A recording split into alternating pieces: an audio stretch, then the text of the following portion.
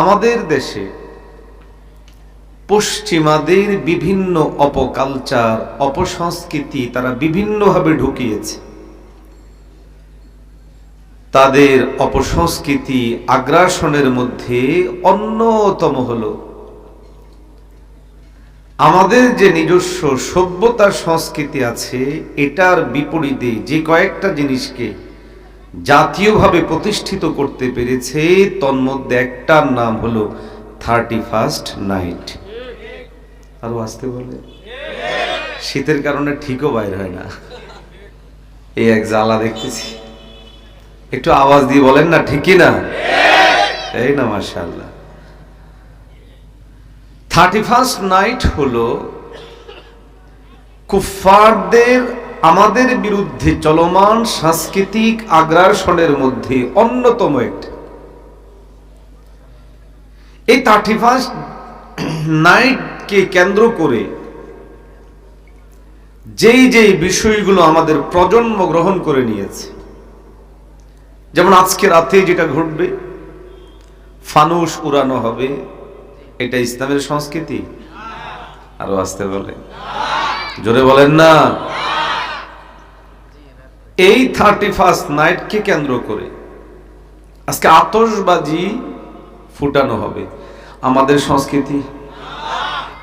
এই 31st নাইটকে কেন্দ্র করে দলে দলে যুবক যুবতীরা রাস্তায়, পথে, ঘাটে, বিভিন্ন জায়গায় মদ খাওয়া সহ অস্বাভাবিক, অসামাজিক কাজে লিপ্ত হয়। এটা আমাদের সংস্কৃতি নয়। হতে পারে? যদি বলেন হতে পারে। এই জন্য আমি চাচ্ছি আপনাদের সামনে 31st নাইটকে সামনে রেখে আমাদের কি হওয়া দরকার ছিল আর হচ্ছে কি, এ বিষয়ে কিছু কথা বলবো, শুনবেন তো? আরো আসতে বলে। আলোচনা শুরুর আগে আমরা একটু প্রস্তুত হয়ে নিই, আশপাশ থেকে শয়তান দৌড়াই। রাজি? প্রস্তুত? হাতগুলা উঠান ইনশাআল্লাহ। মাঝখান থেকে একজন সমস্বরে জোরালো আওয়াজে তাকবীর লাগান।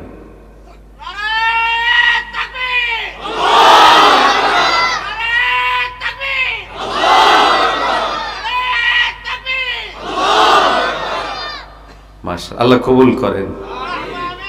তাকবীর দিলে শয়তান যদি থাকে, শয়তান ভাগতে থাকে। তা আমার মনে হচ্ছে যে আশপাশে যে বাজার বসছে, ওখানে শয়তান গিজগিজ করতেছে। আরো আসতে কার? তা আমাদের এই আওয়াজ যদি ওই পর্যন্ত পৌঁছায়, শয়তান সেখান থেকে ভাগলে কিছু মানুষ এখানে আসবে। আল্লাহ তৌফিক দান করেন। তো আমি কি নিয়ে আলোচনা করব? 31st night. কি করার দরকার ছিল আর আমরা কি করছি, কেন এ বিষয়ে আলোচনা করব সেটাও বলেছি। পশ্চিমাদের অপসংস্কৃতি ও অসভ্যতার বিরুদ্ধে আমরা আমাদের প্রজন্মকে প্রস্তুত করতে চাই। প্রজন্মের হৃদয়ে আমরা এই ঝড় উঠাতে চাই। পশ্চিমা কালচারে নয়, বরং কোরআন সুন্নাহর কালচারে আমরা গড়ে উঠে ইসলাম বাস্তবায়ন করব। জোরে বলে ঠিক না বেটি? এটা করতে হলে প্রজন্মের সামনে আমাদের মেসেজ ক্লিয়ার করা জরুরি। আমি স্পষ্ট করেছি কেন 31st নাইটের সংস্কৃতি আমাদের নয়, কারণ এটাকে কেন্দ্র করে যা হয় এর কোনোটার সাথে আমাদের কোনো সম্পর্ক। দেখেন, আমরা সাধারণত 3টা বর্ষের সাথে পরিচিত। পৃথিবীতে বর্ষ গণনা বিভিন্নভাবেই হয়। চাইনিজরা ওদের মতো করে গণনা করে। কই যায়? এ ভাই কোথায় যাচ্ছেন? তাকাবো না। আচ্ছা, ছুটি নিয়ে গেছে। কয় নাম্বারে যাচ্ছে? আচ্ছা, স্বাভাবিকভাবে আমরা 3টা বর্ষের সাথে পরিচিত। কয়টা? 1 নাম্বার। বলেন না, 1 নাম্বার এই ইংরেজি। দেখছেন, এটাই বিপদ যে আমরা বলতেও 1 নাম্বারে ইংরেজিটা কি বলি, অথচ ইংরেজি আমাদের বর্ষ হওয়ার কথা ছিল না। আমরা এটাকে ধারণ করেছি বিধায় আজকে ওদের সবকিছু আমাদের উপর চেপে বসছে। আওয়াজ দিয়ে বলেন ঠিক না ভাই? ঠিক। যাক, আপনাদেরকেও বাঁচায় দিই, আপনাদের কথাও ঠিক, কারণ আমরা এটার সাথেই অধিক পরিমাণে পরিচিত। আমাদের 1 নম্বরে থাকবে হিজরি বর্ষ। কি? আরো আসতে বলে আল্লাহ পাক কালামে হাকিমের মধ্যে যেই বছর গণনার কথা বলেছেন, قال الله تبارك وتعالى إن عدة الشهور عند الله 12 شهرا। আল্লাহ বলেন, নিশ্চয়ই আল্লাহর কাছে মাসের যেই গণনা, এই গণনা 12 মাস হিসেবে যেই দিন থেকে আসমান জমিন সৃষ্টি করা হয়েছে ওই দিন থেকে আল্লাহ কিতাবের মধ্যে সেটা লিপিবদ্ধ করে দিয়েছে। সুবহানাল্লাহ। কারণ সুবহানাল্লাহ বের না হওয়ার পিছনে কারণ হলো, আল্লাহ বলছেন যেদিন থেকে আমি আসমান জমিন সৃষ্টি করেছি ওই দিন থেকেই 12 মাসের গণনা। এখন আমি যদি একজনকে জিজ্ঞেস বলেন তো 12 মাসের নাম, পরে কব সুবহানাল্লাহ, আলহামদুলিল্লাহ, আল্লাহু আকবার, নাম জানেন না তো। আরবি মাসগুলোর আমরা নাম জানি না, এই জন্য সুবহানাল্লাহ আসতে বের হয়েছি। ইংরেজি গণনা খুব দ্রুত জানি, এই জন্য এটা না বললেও সুবহানাল্লাহ বের হয়। মনে রাখবেন, আরবি বর্ষের গণনা আমাদের উপরে ওয়াজিব আলাল কিফায়া। আমরা যদি কেউ আরবি বর্ষের গণনার হিসেব না রাখি তো সমস্ত মানুষজন গুনাহগার হবে। হিজরি বর্ষ আমাদেরকে ইতিহাস শিখায়, ঐতিহ্য শিখায়, ইতিহাস পানে আমাদেরকে ফিরে যেতে শিখায়। হিজরাতুন শব্দের অর্থ ছেড়ে যাওয়া। আমার নবী নিজের মাতৃভূমি, জন্মভূমি সবকিছু ছেড়েছেন একমাত্র আল্লাহর জন্য। কার জন্য? যদি বলেন কার জন্য? মুমিন মুসলমান ভাইয়েরা আমার, সাহাবায়ে কেরাম আজমাইন নিজেদের সর্বোচ্চটুকু বিলীন করেছেন, সব জিনিসগুলো ত্যাগ করেছেন একমাত্র আল্লাহর জন্য। আল্লাহর হাবিব সাল্লাল্লাহু আলাইহি ওয়াসাল্লাম মক্কা নগরী ছেড়ে মদিনায় গিয়েছেন, নিজের সব জিনিসকে ত্যাগ করে ছেড়ে দিয়ে। সেই সফরকে বলা হয় হিজরি। যে রাস্তা দিয়ে গেছেন সেটা হিজরা রোড বলে। মুসলমান ভাইরা আমার, সাহাবায়ে কেরামদের মধ্যে যখন পরামর্শ হলো বর্ষ গণনার সূচনা কি হবে, কিভাবে হবে, নামকরণ কি হবে, সাহাবায়ে কেরাম সেই দিন পয়গম্বর আলাইহিস সালাতু ওয়াস সালামের সেই ঐতিহাসিক সফরটাকে খেয়াল করে এই বর্ষের গণনা শুরু করেছেন। আজকে আমাদের দুর্ভাগ্য, আমরা মুমিন ইমানদার হওয়ার পরেও বর্ষের নামটুকু পর্যন্ত আমাদের জানা নাই। ঠিক তো বলবেন না? কারণ ঠিক বললে তো গায়ে পড়বে। দেখুন, শব্দের মধ্যেই একটা মেসেজ রয়ে গেছে, হিজরি। আমি আমার সন্তানকে যখন হিজরি বর্ষের কাহিনী শোনাবো, আমরা তো এখন ইংরেজি বর্ষ পালন করি একভাবে রং ঢং রাতের বেলায়, বাংলা বর্ষ পালন করি সকাল বেলায় সূর্যকে বরণের মাধ্যমে। এসো হে বৈশাখ, এসো এসো, পান্তা খাই, ইলিশ খাই। আমাদের মেয়েরা হিন্দুয়ানি সাজে সজ্জিত হয়, কপালের মধ্যে তিলক লাগায়, টিপ লাগায়, বিভিন্নভাবে নিজেদেরকে করে। আপনি ভাববেন না এটা খুব সহজ ও সাধারণ বিষয় না। আমি শুরুতেই ভূমিকায় বলেছি, এটা একটা আগ্রাসন, সাংস্কৃতিক আগ্রাসন। আমাদের তাহজিব থেকে, আমাদের তামাদ্দুন থেকে, আমাদের সভ্যতা থেকে, আমাদের সংস্কৃতি থেকে, আমাদের আত্মপরিচয় থেকে আমাদেরকে ভুলিয়ে দেওয়ার জন্য এটা বেঈমানদের এক গভীরতম চক্রান্ত, ষড়যন্ত্র, যাতে তারা সফল হতে পারলে এমন একটা প্রজন্ম আমাদের আসবে, সন্তান আমাদের, কলিজার টুকরাগুলো আমাদের, কিন্তু এই সন্তানগুলো আমাদের থাকবে না। ধীরে ধীরে তারা ওই দিকে অগ্রসর হচ্ছে। যার জন্য প্রজন্মের সামনে আপনাকে বিষয়গুলো সাফ করা জরুরি। আপনি কি খেয়াল করলে দেখেন না, বাংলা বর্ষ আসলে কি ঘটে?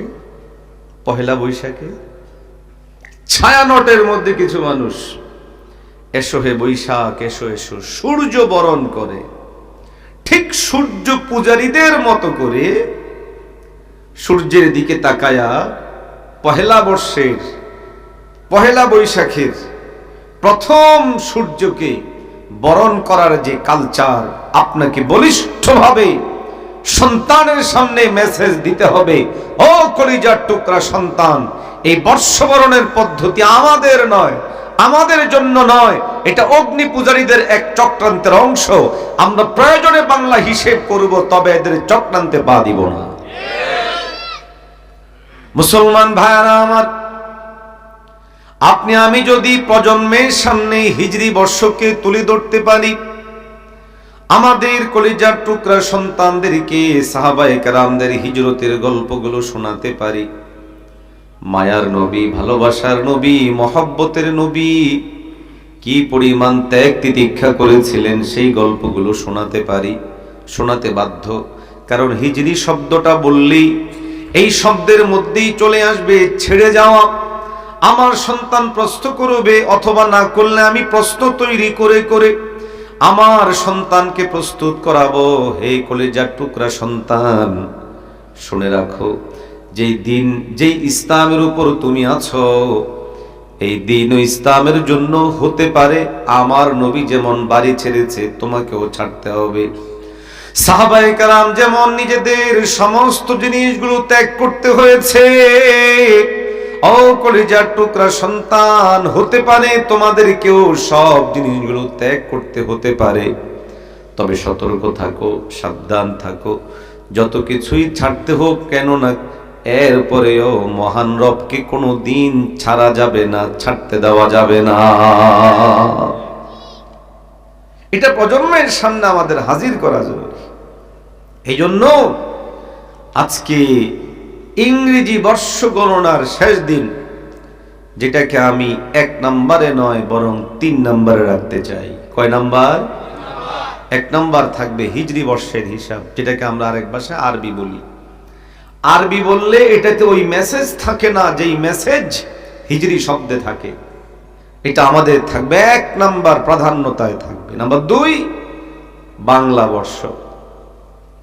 কেন এটাকে 2য় নম্বরে রাখা? যেহেতু আমি বাংলাদেশি মানুষ, আমি যখন আমার নিজস্ব বর্ষপঞ্জি অনুযায়ী হিসেব রাখবো, হিসেব করব, এটা আমাদের জন্য সুবিধাজনক এবং ঐতিহাসিকভাবে প্রমাণিত। এই বর্ষ গণনাটাও আরবি বর্ষের সাথে তাল রেখে আমাদের পূর্বসূরি যারা এই ভারতবর্ষ শাসন করেছিলেন তারা এটার নামকরণ করেছে এবং এই হিসেবগুলো কাছাকাছি করেছে। প্রয়োজনে আমরা 2য় স্টেপে এটা রাখবো, আর 3 নম্বরে ইংরেজি বর্ষকে রাখবো, তাও প্রয়োজনে ব্যবহার করব। জোরে বলেন না, রাগনি কি আপনারা আমার উপর? ব্যাপারগুলো বোঝানোর জন্য বলা। আমাদের প্রজন্মের সামনে এই বিষয়গুলো সাফ না হলে প্রজন্ম মিসগাইড হবে। বহু মানুষ তো জানেই না। আপনি জান না, ওই যে বিভিন্ন ভিডিও বানায় অনেকে, আপনি এখান থেকে বের হন, বের হয়ে টোটাল আশুলিয়া ঘোরেন আর জিজ্ঞাসা করেন আপনি তো মুসলমান? হ্যাঁ। বলেন তো আরবি 12 মাসের নাম বলে কয়জন মানুষ বলতে পারে সেটা আপনি দেখান। অধিকাংশ মানুষ জানেও না, জানার ইচ্ছাও নাই। হিসেব রাখা তো বহু পরের কথা। এমন ভাবে মজে গেছে যেন বর্ষ মানে শুধুই ইংরেজদের রেখে যাওয়া এই বর্ষটুকু, এবং ওদের এই কালচারটাও এইভাবে তারা আমাদেরকে শিখিয়েছে বর্ষ বরণ করতে হয়। পশ্চিমারা শিখাচ্ছে নেচে গেয়ে, ঢোল তবলা পিটিয়ে, ফানুস উড়িয়ে, আতশবাজি করে। আর বাংলা বর্ষ যারা পালন করে এরা শিখাচ্ছে হিন্দুদের মতো, অগ্নি পূজারীদের মতো, মূর্তি পূজারীদের মতো এবং বিধর্মীদের মতো করে পালন করা। আমি দৃঢ়তার সাথে বলি, কোনোটাই আমাদের সংস্কৃতি নয়, বরং বর্ষ বরণ, বর্ষের স্মরণ আমাদের হবে সম্পূর্ণ ভিন্ন আঙ্গিকে, যেটা কেউ চিন্তা করে না। কিভাবে আমরা চিন্তা করব? এক নাম্বার, হায়াত দিয়েছেন কে? দিল খুলে বলেন, আওয়াজ দিয়ে বলেন। মানুষের নিয়ামত রাজি সব, অনেক নিয়ামত আমরা ভোগ করি। যে আমি কথা বলছি নিয়ামত। একটু আগে খেয়ে আসলাম আমাদের ভাতিজাদের বাসায়, এটা একটা নিয়ামত, খাবার। আমি ঘুমাই, এটা একটা নিয়ামত। আমি গাড়ি চড়ি, এটা একটা নিয়ামত। আমি বাড়িতে থাকি, এটা একটা নিয়ামত। এরকম শত সহস্র নিয়ামত আমরা প্রতিনিয়ত ভোগ করি। সব নিয়ামতের চেয়েও শ্রেষ্ঠ নিয়ামত হলো হায়াতের নিয়ামত। কেন? হায়াত না থাকলে বাকি সমস্ত নিয়ামত গুলো বেকার হয়ে যায়। আওয়াজ দিয়ে বলে ঠিক না বেঠি?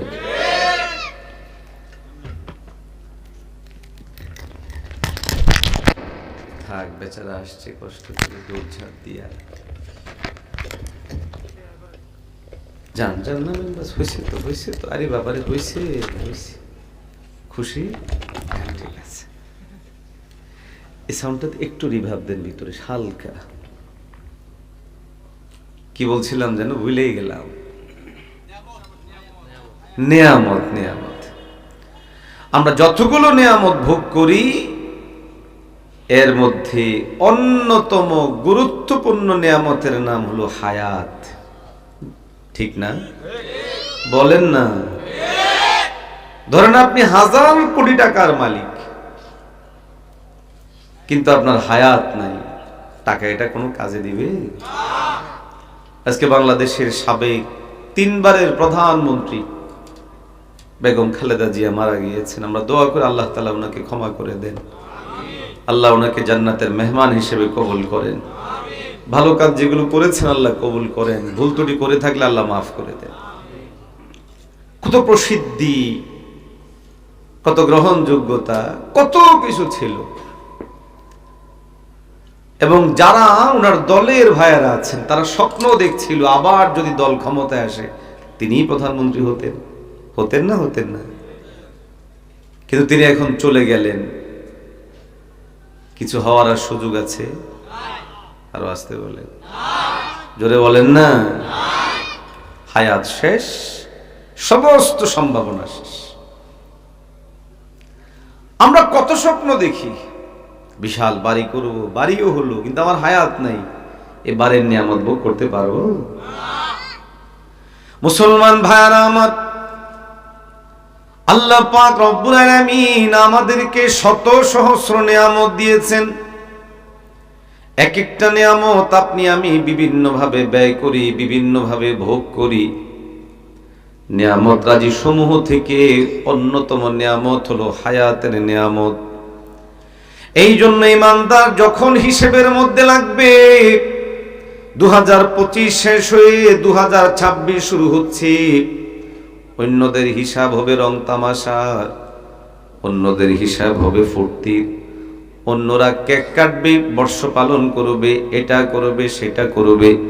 আর ইমানদার চিন্তা করবে, আমার আল্লাহ আমাকে হায়াত দিয়েছেন, আমার আল্লাহ আমাকে জিন্দেগি দিয়েছেন, আমি আমার মালিকের এই নিয়ামতের কি শুকরিয়া আদায় করলাম। ইমানদার বান্দা এই চিন্তা করতে করতে পেরেশান হয়ে যাবে। নিয়ামতের শুকরিয়া আদায় করা দরকার আছে না? নেই?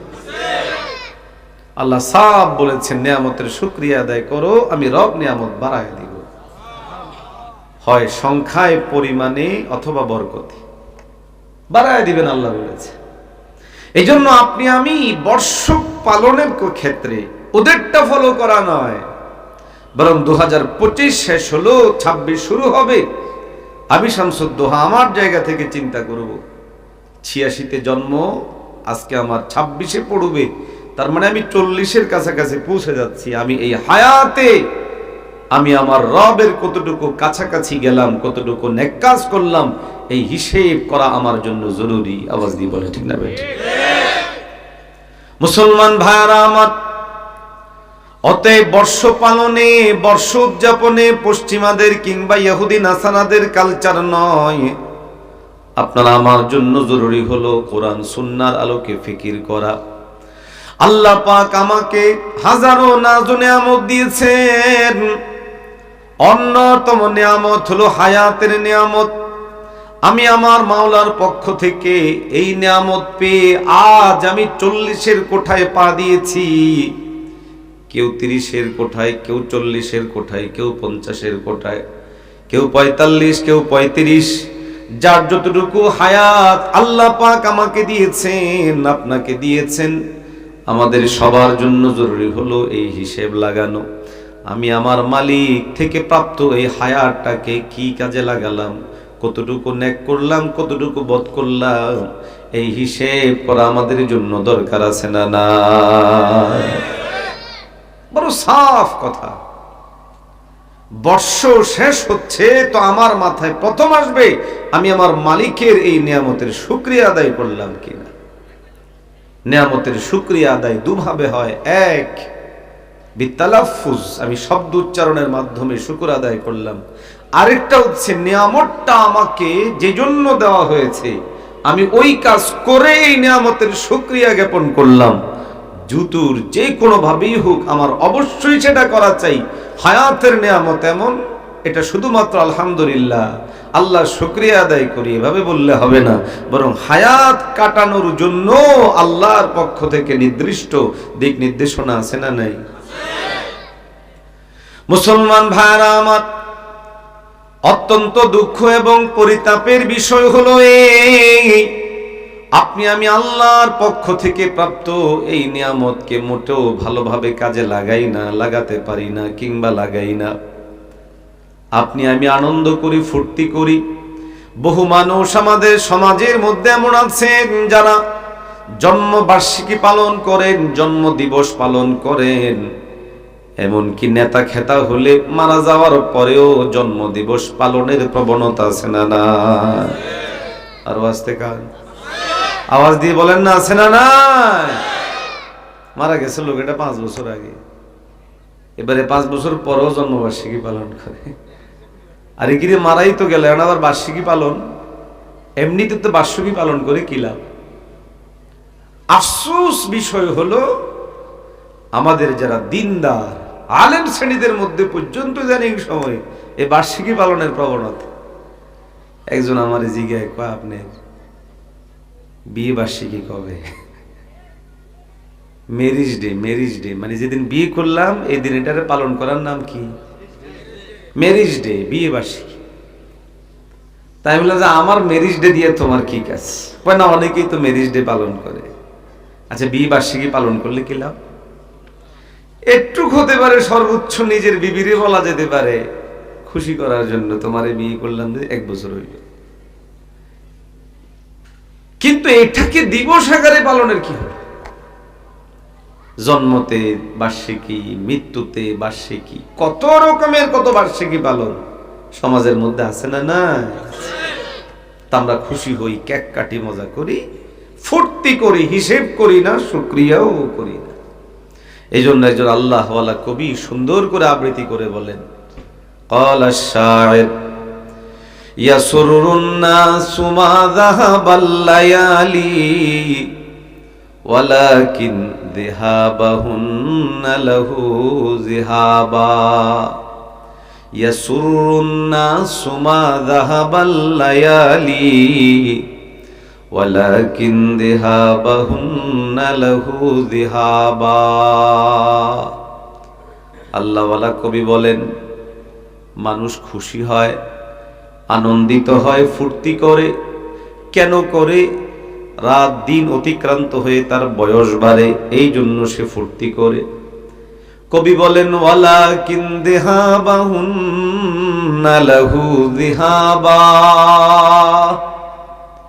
কবি বলেন, অথচ এই লোকটার জানা দরকার যে হায়াত তার চলে গেল, আর কোনোদিন ফিরে আসবে? আর আসতে বলেন, আমাকে আল্লাহ যে হায়াত দিয়েছেন হায়াত শেষ, ফুরিয়ে গেল। এই হায়াত আর কোনোদিন ফিরে আসবে না, আমি পাবো না, আমি নিশ্চিত। আমাদের চিন্তার জায়গা আল্লাহওয়ালাদের চিন্তার জায়গা। আমি চিন্তা করি আমি খুশি, ভাই হায়াত বাড়ে না কমে? দুই মতামত পাওয়া গেছে, আমি দুটো গ্রুপকে বাঁচাই দিব। হায়াত বাড়ে না কমে? বাড়ে না? তাহলে ভুল হয়ে গেল। হায়াত যেহেতু প্রথমবারে এক পক্ষ বলছিল বাড়ে, আরেক পক্ষ বলছিল কমে, আমি ওইটার উপরে ধরে রাখি। হায়াত একদিক বিবেচনা করলে বাড়ে, আরেক দিক বিবেচনা করলে। আমাকে মাওলানা আতাউল্লাহ সাহেব এখানে আসার জন্য, আমাদের ভাতিজা খুব মহব্বতের, তো এখানে আসার জন্য আমাকে বললো যে গুগল লোকেশন দিব, তো দিয়ে দিল গুগল লোকেশন। এখনকার সময় এটা সবচেয়ে সহজ। তো আমি আমার মসজিদ ধানমন্ডি সায়েন্স ল্যাব থেকে বের হয়ে ক্লিক করলাম, তো আমাকে দেখালো যাইতে 1 ঘন্টা লাগবে, এই কয় কিলো। তো ধরুন ধানমন্ডি থেকে যদি এখানে 35 কিলো হয়, আমাকে 35 কিলো দেখিয়েছে। এখন যখন আমাদের গাড়ি চলা শুরু করেছে, মোবাইলের যে অ্যাপস, ওখানে কিলোমিটারের সংখ্যাটা কি বাড়ছে না কমছে? আরো আসতে কার আওয়াজ দিয়ে বলে। আর আমার গাড়ির মধ্যে যে মিটার লাগানো আছে, এটা বাড়ছে না কমছে? সুবহানাল্লাহ। তার মানে আপনারা যারা বলেছিলেন হায়াত বাড়ে, এটাও ঠিক, যারা বলেছিলেন কমে, এটাও ঠিক। আমাদের হায়াত বাড়ে সংখ্যায়, আমাদের হায়াত কমে আমাদের জন্য বরাদ্দ যেটা সেখান থেকে বাস্তবে কমে। আওয়াজ দেন ঠিক না ঠিক? মুসলমান ভাইরা আমার, এই জন্যই তো আল্লাহওয়ালা কবি, পারস্য কবি ফার্সিতে বড় সুন্দর করে বলেছেন, চেহেল সালে উমরে আজিজাত গুজাশত, মেজাজে তু আজহা লেতফিলি নাগাশত। কবি বলেন 40টা বছর তোমার অতিক্রান্ত হয়ে গেছে, তোমার জিন্দেগি থেকে 40টা বিশেষ নিয়ামত শেষ হয়ে গেল। চেহেলে সালে উমরে আজিজাত গুজাশত, তোমার জন্য রবের পক্ষ থেকে বরাদ্দ 40টা বছর তুমি শেষ করেছ, 40টা বছর তোমার শেষ হয়ে গেছে, অথচ এখনো মেজাজের মধ্যে, তোমার মনস্তত্ত্বে, মানসিকতার মধ্যে, আচরণের মধ্যে শিশুতোষ আচরণ রয়েছে। এমন বহু মানুষ সমাজের মধ্যে আছে না নাই? একজন কয় 40 হইলে তো শিশুতোষী। ঘটনা কি, কেমনে সম্ভব? তো কারণ হলো ইদানিং কালে নিজে প্রতিষ্ঠিত হব, তারপরে বিয়ে করব, এই এক পার্টি আছে না নাই? এই গ্রুপের কাছে কোনোদিন মেয়ে বিয়ে দিবে না, কারণ প্রতিষ্ঠিত হইতে হতেই 40 বছর পার করে ফেলে। তো 40 বছর পরে হে যখন প্রতিষ্ঠিত হয়, তো তার কাছে যে মেয়ে বিয়ে দিবেন, এটার হক নষ্ট হবে। আরো আসতে বলেন ঠিক নাকি বাড়ি যে বলবেন ঠিক? এখানে যাদের বয়স ভালো তারা বুঝেছেন আমি কি বুঝাতে চাই। আরে 40 হয়ে গেলে ওটা আর বিয়ে শাদী করা দরকার কি? কথা বুঝেননি? নবীজি যে হায়াতে বিয়ে করেছে, ওই হায়াতটাই সবচেয়ে পারফেক্ট হায়াত, ওই সময় বিয়ে করা জরুরি। আমার আব্বা আম্মার জন্য দোয়া করে আমাদেরকে ওই উপযুক্ত বয়সে তারা বিয়ে করে গিয়েছে। আল্লাহ জান্নাতবাসী করে। যারা নিজেদের পায়ে নিজেরা দাঁড়াবে, এখনো বিয়ের বয়স হয় নাই, বয়স চলে 34, 35, এরকম বহুত আমরা আছে না নাই?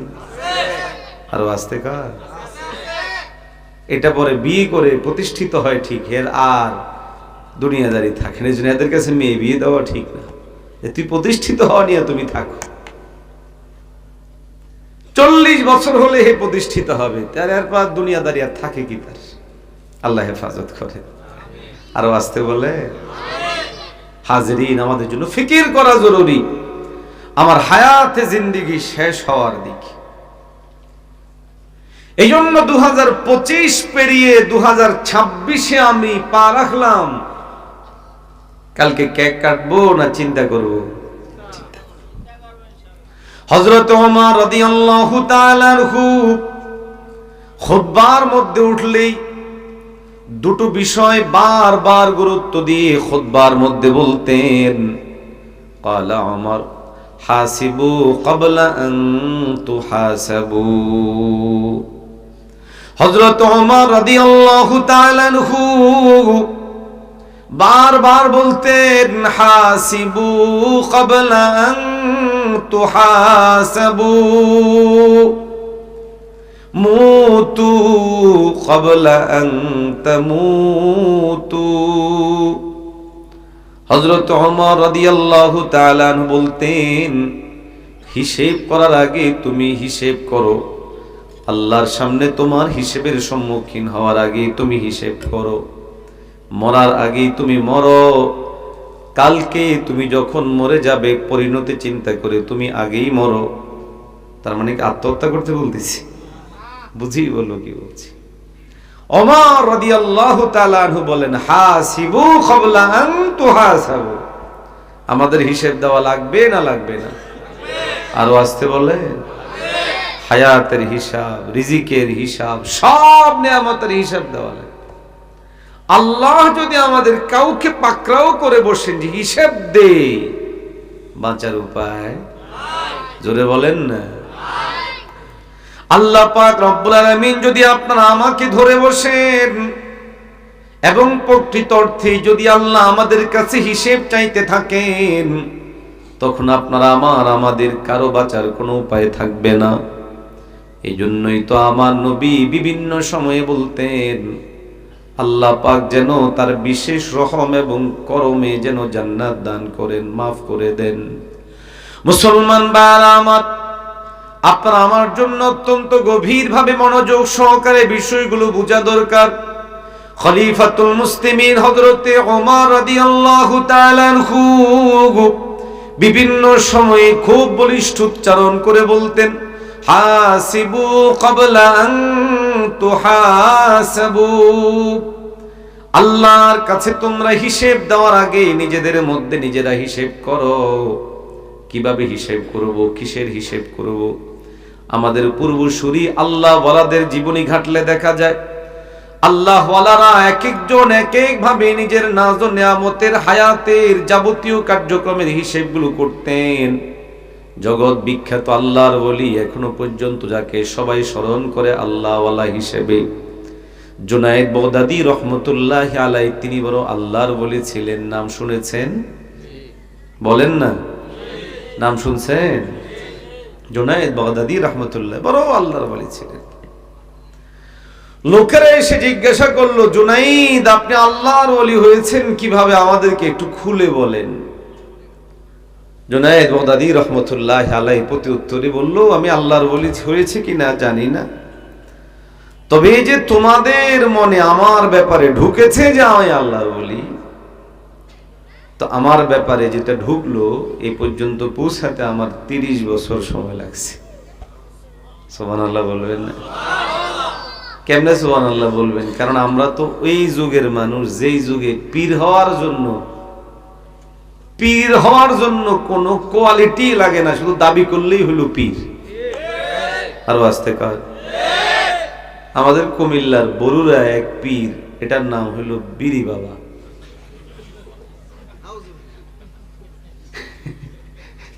কি বাবা? আপনাদের কি মনে হয় আমি বুয়া কথা বলেছি? মোবাইলে সার্চ দিলে পাবেন, এখন সার্চ দিবেন না, বাড়ি যাবে দিবেন। এখন দিলে তো ওটার মধ্যে এই মোবাইল সার্চ দিচ্ছে নাকি? এখন সার্চ করা যাবে না, বাসায় গিয়ে করবেন। বিরি বাবা লিখলে শয়তানের নাম চলে আসবে সামনে। আছে না নাই?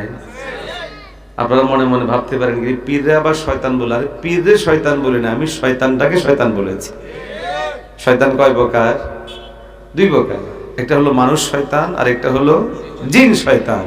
আমি ওই মানুষ শয়তান হিসেবে বললাম আর কি, কারণ যে লোক বিড়ি খায় আর নিজেকে পীর দাবি করে সেটাকে শয়তান বলতে আমার অন্তত মনের মধ্যে কোনো দ্বিধাবোধ নাই।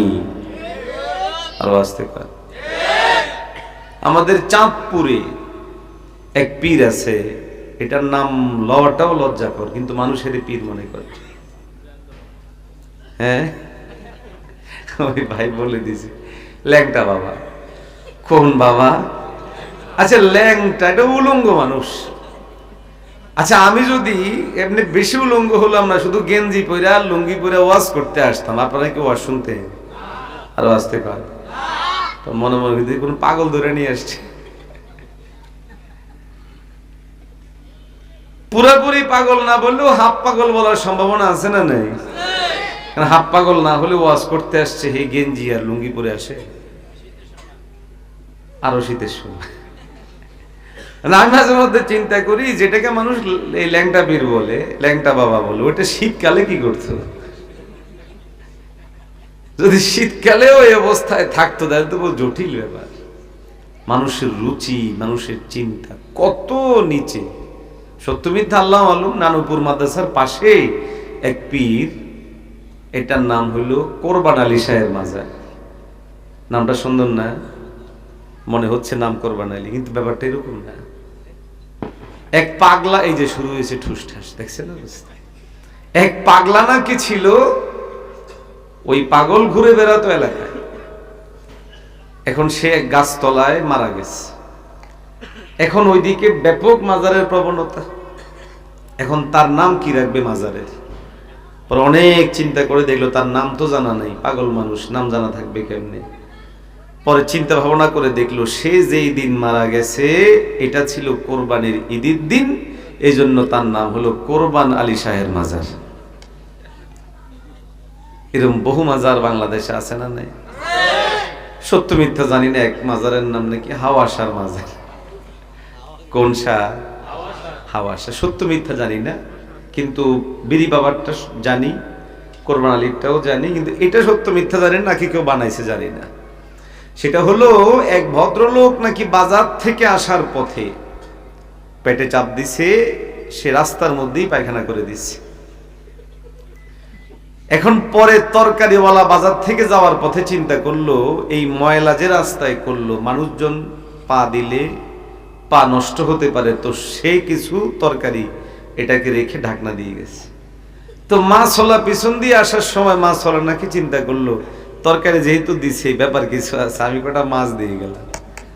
তো এরকম করে নাকি অনেক জিনিস জড়ো হয়েছে। আর এক ভন্ডের মাথায় আসলো, কিরে বাবা, খালি জায়গায় মাছও পাওয়া যায়, তরকারিও পাওয়া যায়, পেঁয়াজ রসুন সবই পাওয়া যায়, নিশ্চয়ই কোনো অলৌকিক ব্যাপার এখানে আছে। তো এখন নাম কি? নাম তো কিছু নাই। পরে নাম দিয়ে দিছে হাওয়াসার মাজার। যদিও এটা শুনতে একটু মেকি মনে হচ্ছে এবং বানোয়াট মনে হচ্ছে, তবে বহু মাজার এমন আছেন যেগুলো এভাবেই ভণ্ডরা তৈরি করেছে। আওয়াজ দিয়ে বলেন ঠিক না বেঠি? যেমন মাথায় একটা পাওয়া গেল কেল্লাসার মাজার, আছে না নাই? তাতে অবিশ্বাস করার সুযোগ নাই। তো কল্লা একটা নদী দিয়ে ভাইসে আসছে, এটাকে উঠাইয়া কবর দিছে, নাম কি? কল্লাসার মাজার। তো যাক, প্রসঙ্গত কথাগুলো বললাম, বিরক্ত নেই তো? হইলেও অসুবিধা নাই, হুজুর চলে আসছে, কিছুক্ষণের মধ্যে চলে আসবে ইনশাআল্লাহ।